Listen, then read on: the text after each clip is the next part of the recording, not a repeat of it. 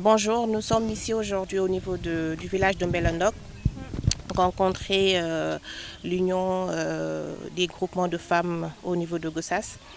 avec notre point focal et partenaire Madame Matene Koulibaly.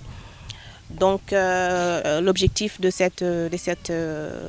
visite était de s'enquérir un peu de la situation actuelle par rapport au quotidien que rencontrent les femmes de ces villages et des villages environnants. Et aussi surtout par rapport à un de nos programmes PIPS, qui est le programme d'installation de solutions de transformation solaire, pour aider un peu les femmes à générer des activités qui leur amènent des revenus, et aussi pour les aider dans la capacitation et la formation avec l'aide de la FADEV et des partenaires financiers et techniques qu'on a. Donc la FADEV, Femmes africaines actives pour le développement, est née d'une volonté vraiment féminine et sociale qui vise aujourd'hui à aider et à relever vraiment le niveau de la femme africaine en général, mais vraiment une priorité avec la femme rurale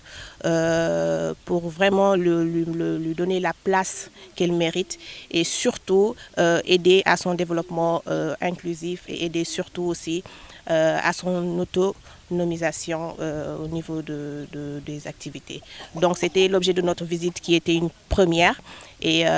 d'autres s'en suivront vraiment avec l'aide des partenaires. On essaiera de faire quelque chose vraiment de concret avec ces dames qui ont quand même pas mal de problèmes au niveau de la